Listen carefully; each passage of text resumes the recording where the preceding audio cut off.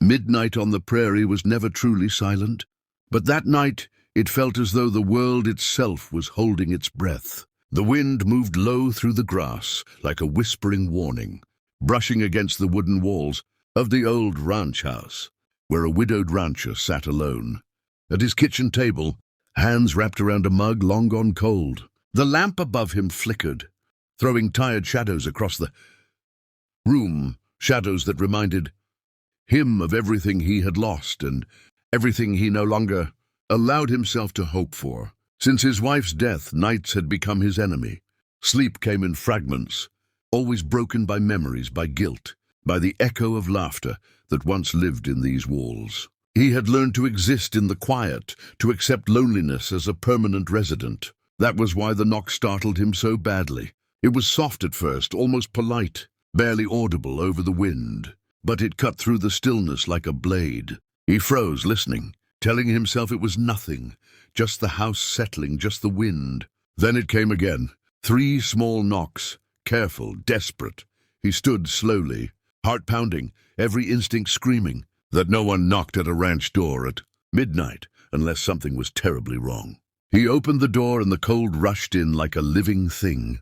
Standing on his porch was a little girl, no older than 7, her dark hair tangled by the wind, her thin coat soaked through, her shoes crusted with mud and snow. Her eyes were too big for her face, shining with fear and determination all at once. She looked up at him, lips trembling, and spoke words that would change his life forever. "Mama needs help," she whispered. "Please." For a moment, he could only stare at her. She was shaking so badly he wondered how she was still standing. He knelt down without thinking, the cold biting through his jeans, and asked her name, where she came from, how far she'd walked. She answered in pieces, broken sentences that painted a terrifying picture. Her mama was sick, very sick. They lived in the old shack beyond the dry creek bed, the one people pretended not to see. The lantern had gone out. The fire was dead. She had tried to wake her mama, but her mama wouldn't answer. So she had walked, and walked, and walked. He didn't ask another question. He stood, grabbed his coat, and did something he hadn't done since. His wife was alive. He lit every lantern in the house. One by one, the soft golden glow filled the dark, pushing it back. He hung them on hooks, set them by the door, grabbed extras from storage, and strapped them to the saddle. The girl watched him with awe, as if light itself meant safety. "Stay close to me," he said gently, wrapping his scarf around her shoulders. "You did the bravest thing I've ever seen."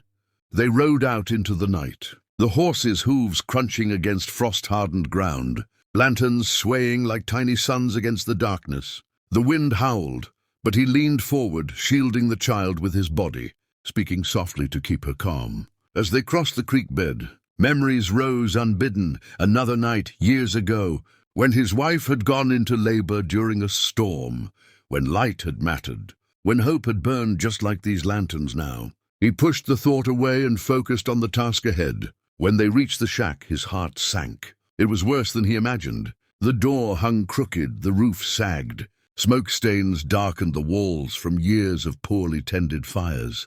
Inside, the air was bitterly cold. A woman lay on a thin mattress, her skin pale, her breathing shallow. The rancher moved fast but carefully, checking her pulse, building a fire, boiling water, doing everything his wife had once taught him before she passed. The little girl clutched his coat, watching every move, her faith in him absolute. He realized then that this night was no accident, that he had been chosen by fate, by God, by a brave child knocking on a door at midnight. Hours passed. The fire crackled. The woman's breathing steadied. Dawn began to creep through the cracks in the walls, pale and hesitant. The rancher finally allowed himself to sit back, exhaustion crashing over him like a wave. The little girl leaned against him and fell asleep, her head on his arm. He looked down at her and felt something shift inside his chest, something warm and terrifying and hopeful all at once. He knew his life would never be the same. And as the sun rose over the prairie, casting light across the lantern still burning in the shack, he silently promised he would not let the darkness take them. Not tonight, not ever.